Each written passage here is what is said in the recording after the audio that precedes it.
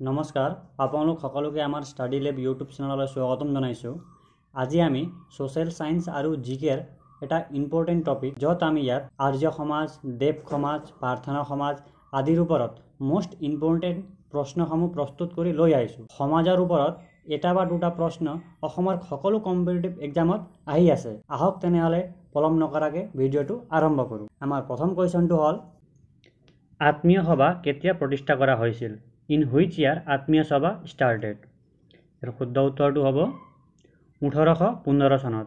1815 চনত ৰাজা ৰামমোহন ৰায়ৰ নেতৃত্বত আত্মীয় সভা প্ৰতিষ্ঠা কৰা হৈছিল আৰু ৰাজা ৰামমোহন ৰায়ক আধুনিক ভাৰতৰ জন্মদাতা বুলি কোৱা হয়। ইয়াৰ বিষয়ে সবিশেষ জানো আহক। 1815 চনত ৰাজা ৰামমোহন ৰায়ে কলিকতাত আত্মীয় সভা স্থাপন কৰিছিল। এক্সামত সুধিব পাৰে যে আত্মীয় সভা কোনে প্ৰতিষ্ঠা কৰিছিল, সেইকাৰণে আমি সেইটো জানি থ'ব লাগিব যে আত্মীয় সভাৰ প্ৰতিষ্ঠাপক হ'ল ৰাজা ৰামমোহন ৰায়। তাৰপিছত 1828 চনত ৰাজা ৰামমোহন ৰায়ে ব্ৰাহ্ম সভা নামৰ আন এটা অনুষ্ঠান স্থাপন কৰিছিল। সেইটো কৰিছিল 1828 চনত। পিছলৈ যিটো প্ৰথমত ব্ৰহ্ম সভা আছিলে তাৰ পিছত নাম বদলি কৰি ব্ৰহ্ম সমাজ হিচাপে বিখ্যাত হৈ পৰে। ইয়াৰ পিছত ভাৰতবৰ্ষৰ প্ৰচলিত সতীদাহ প্ৰথা সম্পূৰ্ণৰূপে বন্ধ কৰাৰ ক্ষেত্ৰত ৰাজা ৰামমোহন ৰায়ৰ বলিষ্ঠ ভূমিকা আছিল। ৰাজা ৰামমোহন ৰায়ৰ নেতৃত্বতে ভাৰতৰ জেনেৰেল লৰ্ড উইলিয়াম বেণ্টিঙে 1828 চনৰ পৰা 1835 চনৰ কালছোৱাত ভাৰতৰ এই কুপ্ৰথা আইনী প্ৰক্ৰিয়াৰে সম্পূৰ্ণৰূপে বিলুপ্তি কৰিবলৈ সক্ষম হৈছিল। সেইকাৰণে ৰাজা ৰামমোহন ৰায়ক আধুনিক ভাৰতৰ জন্মদাতা বুলি কোৱা হয়। আমাৰ নেক্সট কুৱেশ্যন, আৰ্য সমাজ কেতিয়া প্ৰতিষ্ঠা কৰা হৈছিল? আৰ্য সমাজক কেতিয়া প্ৰতিষ্ঠা কৰা হৈছিল? ইয়াৰ শুদ্ধ উত্তৰটো হ'ব 1875 চনত। আৰু আৰ্য সমাজক কোনে প্ৰতিষ্ঠা কৰিছিল? আৰ্য সমাজক প্ৰতিষ্ঠা কৰিছিল দয়ানন্দ সৰস্বতীয়ে। স্বামী দয়ানন্দ সৰস্বতীয়ে 1875 চনত আৰ্য সমাজৰ প্ৰতিষ্ঠা কৰিছিল। তেওঁ হিন্দু সমাজৰ বাল্য বিবাহ, জাতি ভেদ প্ৰথা আৰু বহু বিবাহক সামাজিক বাধ্য বুলি প্ৰচাৰ কৰিছিল। বিধৱা বিবাহ, স্ত্ৰী শিক্ষাৰ বিস্তাৰৰ বাবে তেওঁ আগভাগ লৈছিল। আমাৰ নেক্সট কুৱেশ্যন, প্ৰাৰ্থনা সমাজ কেতিয়া স্থাপন কৰা হৈছিল? প্ৰাৰ্থনা সমাজ কেতিয়া স্থাপন কৰা হৈছিল? 1867 চনত। আৰু প্ৰাৰ্থনা সমাজৰ প্ৰতিষ্ঠাপক কোন? এইটো এক্সামত সুধিব পাৰে। প্ৰাৰ্থনা সমাজৰ প্ৰতিষ্ঠাপক হ'ল কেশৱ চন্দ্ৰ সেন। ব্ৰহ্ম সমাজৰ আৰ্হিত কেশৱ চন্দ্ৰ সেনে 1867 খ্ৰীষ্টাব্দত প্ৰাৰ্থনা সমাজৰ প্ৰতিষ্ঠা কৰিছিল। প্ৰাৰ্থনা সমাজক মূল নেতৃত্ব গ্ৰহণ কৰিছিল M.G. ৰানাডে। মহাৰাষ্ট্ৰীয় নৱবৈষ্ণৱ আন্দোলনৰ ধৰ্মীয় গুৰু নামদেৱ, টুকাৰাম আদি নৱবৈষ্ণৱ ধৰ্মীয় গুৰুৰ মতাদৰ্শক প্ৰাধান্য দি এখন গতিশীল সমাজ গঠনৰ বাবে তেওঁ জনতাৰ মাজত সোমাই গৈছিল।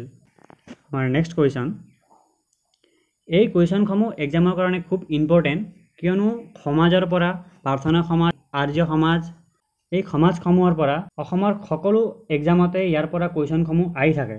সেইকাৰণে আমাৰ এই ভিডিঅ'টো এক্সামৰ কাৰণে খুব ইম্পৰ্টেণ্ট। সেইকাৰণে আপোনালোকে এই ভিডিঅ'টো সম্পূৰ্ণৰূপে চাব, য'ৰ পৰা আপোনালোকক সুবিধা হ'ব। এক্সামৰ কাৰণে খুব ইম্পৰ্টেণ্ট টপিক হয় এইটো। অসমৰ সকলো এক্সামতে আহে ইয়াৰ পৰা কুৱেশ্যন। তেনেহ'লে আহক আকৌ কুৱেশ্যনলৈ আগবাঢ়োঁ। ৰামকৃষ্ণ মিছনৰ প্ৰতিষ্ঠাপক কোন আছিল? ৰামকৃষ্ণ মিছনৰ প্ৰতিষ্ঠাপক আছিল স্বামী বিবেকানন্দ।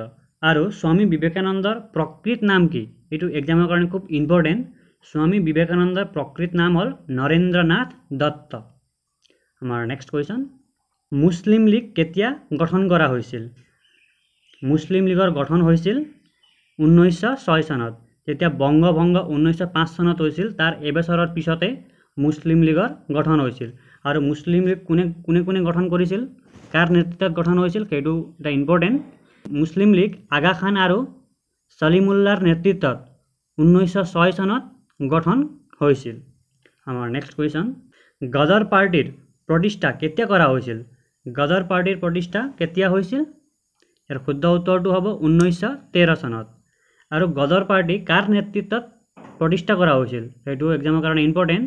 সেইটো লালা হৰদয়াল আৰু কাশীৰামৰ নেতৃত্বত 1913 চনত গদৰ পাৰ্টিৰ প্ৰতিষ্ঠা কৰা হৈছিল। আমাৰ নেক্সট কুৱেশ্যন, হোম ৰুল লীগৰ প্ৰতিষ্ঠা কেতিয়া কৰা হৈছিল?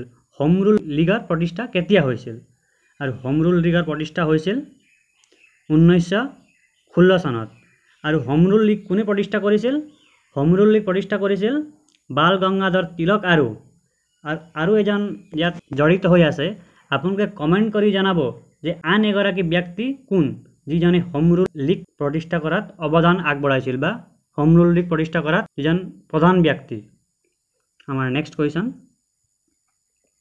স্বৰাজ পাৰ্টি কেতিয়া স্থাপন কৰা হৈছিল স্বৰাজ পাৰ্টি কেতিয়া স্থাপন কৰা হৈছিল 1923 চনত আৰু স্বৰাজ পাৰ্টি কাৰ নেতৃত্বত স্থাপন কৰা হৈছিল মতিলাল নেহেৰু আৰু চিত্তৰঞ্জন দাসৰ নেতৃত্বত স্বৰাজ পাৰ্টি গঠন কৰা হৈছিল এটো এক্সামৰ কাৰণে খুব ইম্পৰ্টেন্ট কোৱেশ্চন এটা আমাৰ নেক্সট কোৱেশ্চন হৰিজন সেৱক সংঘ কোনে প্ৰতিষ্ঠা কৰিছিল হৰিজন সেৱক সংঘ মহাত্মা গান্ধীয়ে প্ৰতিষ্ঠা কৰিছিল আৰু মহাত্মা গান্ধীয়ে 1932 চনত হৰিজন সেৱক সংঘ নামৰ সংঘ প্ৰতিষ্ঠা কৰিছিল আমাৰ নেক্সট কোৱেশ্চন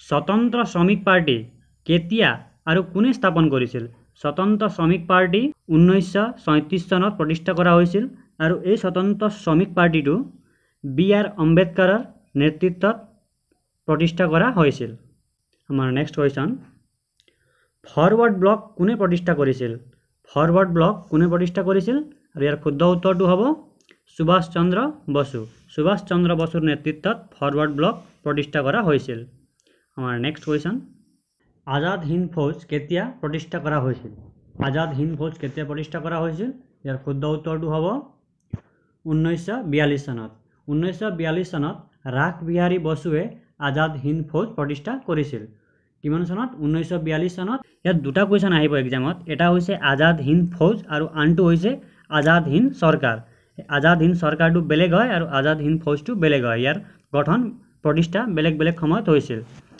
যদি এক্সামত আজাদ হিন্দ ফৌজ কিমান চনত প্ৰতিষ্ঠা হৈছিল বুলি খুদে তেতিয়া হ'ব 1942 চন আৰু কোনে প্ৰতিষ্ঠা কৰিছিল বুলি কয় তেতিয়া হলে হ'ব ৰাস বিহাৰী বসুৱে আজাদ হিন্দ ফৌজৰ প্ৰতিষ্ঠা কৰিছিল আমাৰ নেক্সট কোৱেশ্চন আজাদ হিন্দ সৰকাৰৰ ওপৰত আছে আমাৰ নেক্সট কোৱেশ্চনটো হ'ল আজাদ হিন্দ সৰকাৰ কেতিয়া প্ৰতিষ্ঠা কৰা হৈছিল আজাদ হিন্দ সৰকাৰ কেতিয়া প্ৰতিষ্ঠা কৰা হৈছিল 1943 চনত আৰু এই আজাদ হিন্দ সৰকাৰক প্ৰতিষ্ঠা কৰিছিলে সুভাষ চন্দ্ৰ বসুৱে আৰু এইটো 1943 চনত প্ৰতিষ্ঠা কৰা হৈছিল আজাদ হিন্দ ফৌজ 42 চনত আৰু আজাদ হিন্দ সৰকাৰ 1943 চনত হেতু মনত ৰাখিব আমাৰ নেক্সট কোৱেশ্চন ভাৰতীয় জাতীয় কংগ্ৰেছ কেতিয়া গঠন কৰা হৈছিল ভাৰতীয় জাতীয় কংগ্ৰেছ কেতিয়া গঠন কৰা হৈছিল হেতু হল 1885 চনত আমাৰ নেক্সট কোৱেশ্চন বিশ্বভাৰতী কোনে প্ৰতিষ্ঠা কৰিছিল বিশ্বভাৰতী কোনে প্ৰতিষ্ঠা কৰিছিল 1912 চনত বিশ্বভাৰতী